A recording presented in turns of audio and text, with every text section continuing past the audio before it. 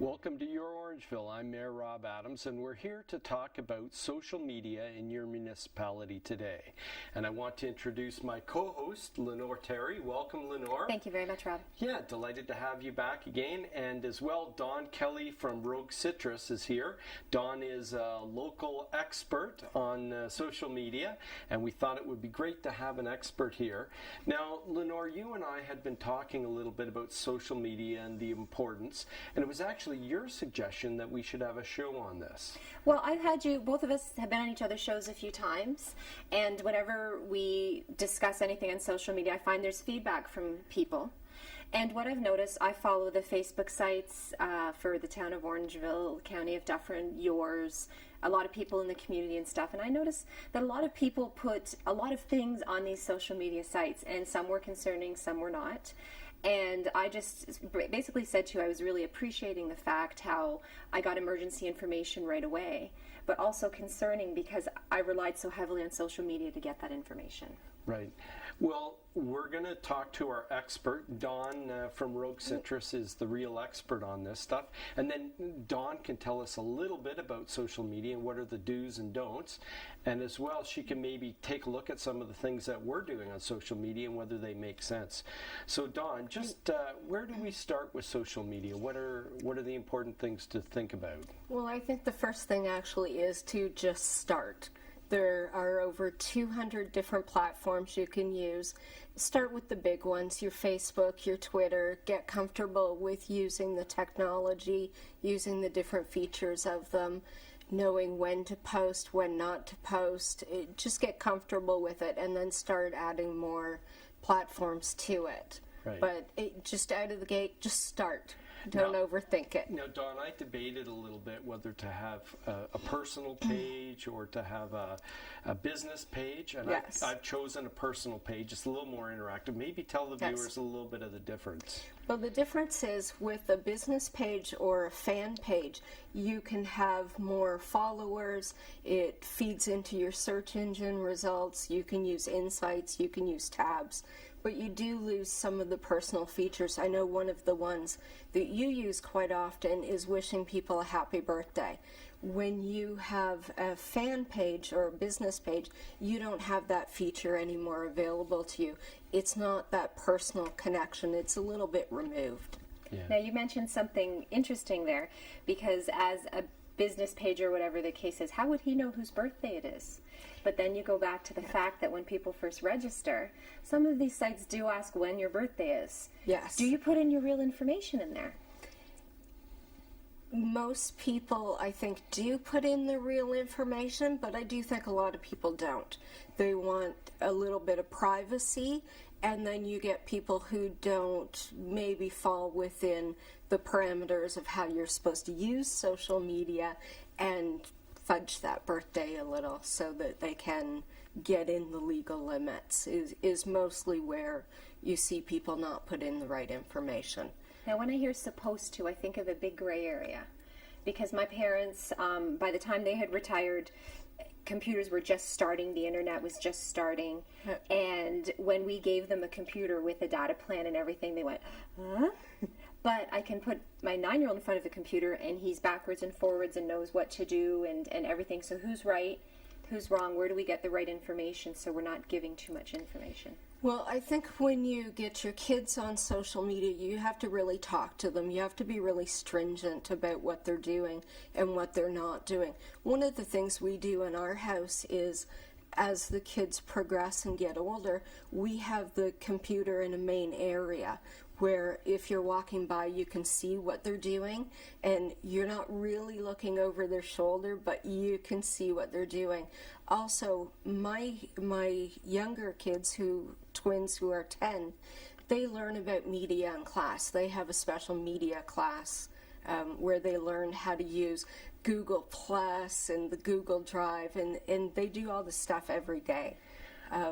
But for the older generations, it's a great way to keep in touch with family. Great. Well, thanks, Dawn. We'll be back on Your Orangeville in just a moment.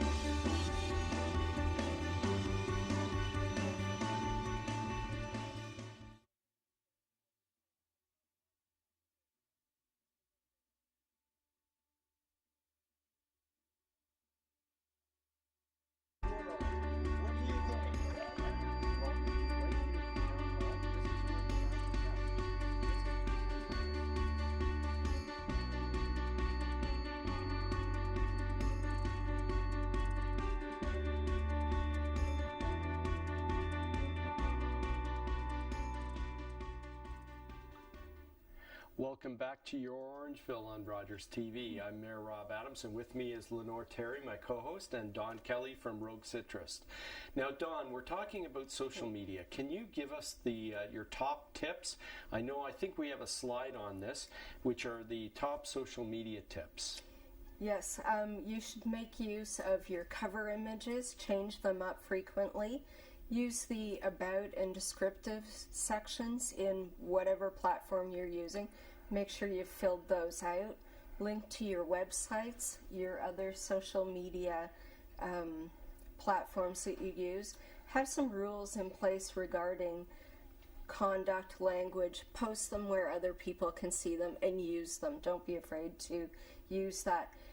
The biggest tip I tell people is you need to have thick skin to use social media. Do not remove those posts that don't make you come off in the best light, and make sure that you answer questions and interact with people. Okay. And Lenore and I were debating a little bit how much time, because it takes a lot of time. What kind of time does it take? It is a real commitment. You should probably spend 15 minutes on each platform you're using every day. So 15 minutes at the end of the day for your Facebook, your Twitter, answering the posts, putting up relevant information that your user is going to want. You should also put aside about 30 minutes during the week to think about what you want to do during the upcoming week. Now, I notice there's a lot of people that post on there. They take pictures of the meals that they're eating next, or something along those lines. And I on my personal site, I have about 400 people that I'm friends with. I've had to unfollow a lot of people for that. What do you recommend for that? If you're using your page as a public figure or as a business, you should follow an 80-20 rule. 80% of the content relevant to what you do, and 20% fun posts. Maybe that's where you put in what you had for lunch. If you're on Facebook, everyone loves a good cat photo, but you want to keep it about an 80-20 split. And what about oversharing? Because the baby pictures, I love a new baby. I don't need hourly, daily, weekly updates, but I want to be involved. Yes. Keep those posts together, maybe put up a photo album, something like that, that still lets you give the information out, but it comes in one big lump when you're reading through the feed page. So you can still keep up to date, but you're not getting 20 different updates about that. Now, Dawn, I've been doing a lot of social media. I know you've given me a little bit of advice, and Yes. Lenore's given me some encouragement for sure.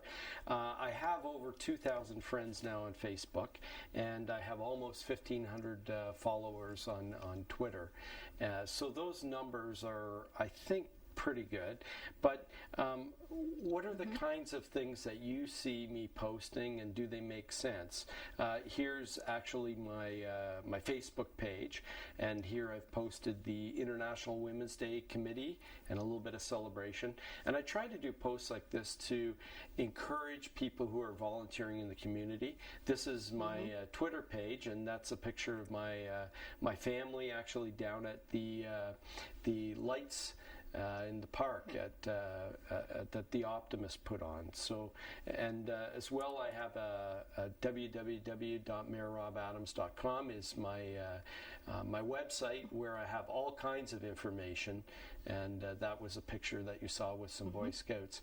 Any feedback for me on the things, you or Lenore? I think one of the things that you do is great is you put the information out there that people need in a timely fashion. One of the great things that you did was when we had the winter storm, all that information was up quickly. You knew where to go to get it. It's a credible source to get it.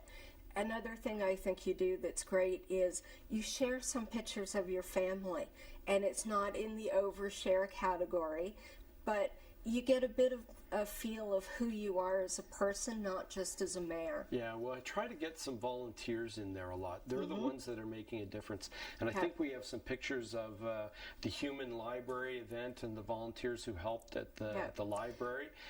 There's the picture there. And really what I'm trying to do is kind of, as mayor, be the ambassador and recognize and thank people who do good things.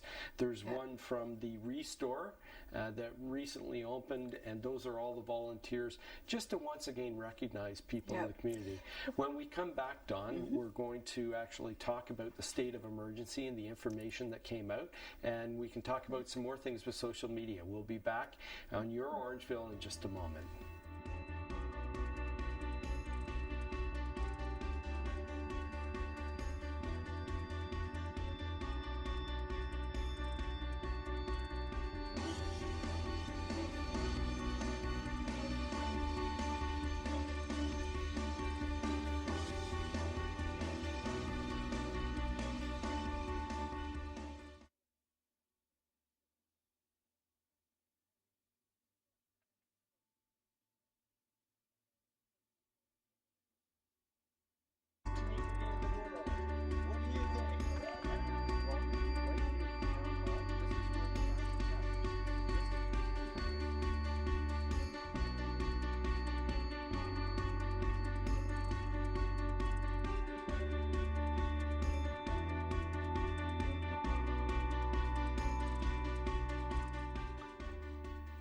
Welcome back to Your Orangeville on Rogers TV. I'm with Lenore Terry, my co-host, and Don Kelly from Rogue Citrus. And I know, Lenore, you had a question you wanted to ask of Don this segment. Yeah, just about the social media, when we were saying how great it was that the mayor updates us on important information in the community. I do appreciate it because it'll come to, I'll get a beep on my phone or something so I know what's going on. The concern I had is for the public that puts in what their opinion is that's going to happen or might happen or not. For example, when the schools had to close and kids had to be picked up at school and stuff, until I hear it from an official source, I don't feel it's something that I should follow. But I must admit, I was sitting at work feeling a little bit of anxiety because when something was posted about roads being closed, everyone's saying, what about my kids? What about this? What about that? So is there something you recommend for the end user that sees these posts? Should they comment on them? Well, I think the information in social media comes a lot quicker. A lot of the schools, in particular, do have pages that they put up. You have to find the ones that are a credible source and that go up quickly, and then start to follow those. For people posting on it, generally that's just a sharing. You should take that with a grain of salt for the most part. Okay. Yeah. And sometimes what I've noticed as well is people might go on to certain sites and ask for feedback on something. Now, I feel that opens Pandora's box. Like if someone says, has anyone been to this restaurant? What do you feel about this restaurant, or use this service or something? And sometimes that can really... Do you think people should bite their tongue a little bit, or...? It's a double-edged sword. I think the rule of thumb is don't say something on social media that you wouldn't say to someone's face. And I think we would all, as a society, be well-heeled to adhere to that sort of policy. Right.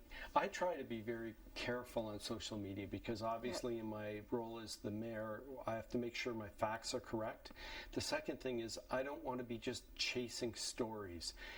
My purpose is to give people useful